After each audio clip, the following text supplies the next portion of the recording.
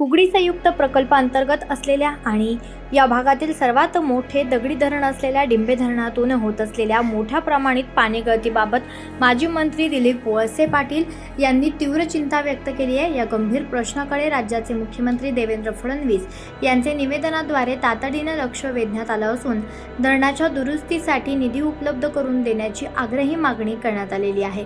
धरण सुरक्षा पुनर्विलोकन समिती आणि CWPRS पुणे यांनी केलेल्या तांत्रिक तपासणीत धक्कादायक वास्तव समोर आले। धरणातून सध्या सुमारे 1400 लिटर प्रति सेकंद इतकी प्रचंड गळती होत आहे। या गळतीमुळे धरणातील सिमेंट बाहेर पडत असून यामुळे धरणाची संरचनात्मक मजबूती धोक्यात येण्याची शक्यता आहे। भविष्यातील संभाव्य धोका टाळण्यासाठी धरणाचे बळकटीकरण करणं तातडीचं असल्याचं वळसे पाटील यांनी निवेदनात नमूद केलंय।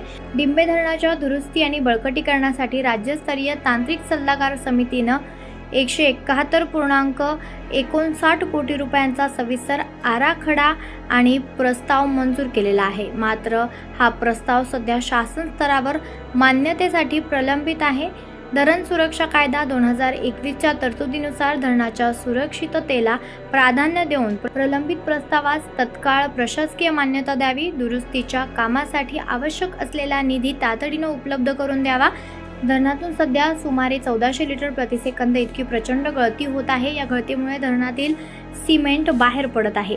होणारी गळती सुरक्षिततेच्या दृष्टीने अत्यंत गंभीर बाब असून पावसाळ्यापूर्वी आणि पुढील संभाव्य हानी टाळण्यासाठी युद्धपातळीवर उपाययोजना सुरू कराव्यात। डिंबे धरण हे या परिसराची जीवनवाहिनी आहे। धरणातून होणारी गळती ही केवळ तांत्रिक बाब नसून ती सुरक्षिततेच्या दृष्टीने अत्यंत गंभीर बाब आहे। प्रशासनानं आणि शासनानं याकडे दुर्लक्ष केल्यास भविष्यात मोठा धोका निर्माण होऊ शकतो। मुख्य संपादक आयुब शेख, तेज तुफान न्यूज, आंबेगाव।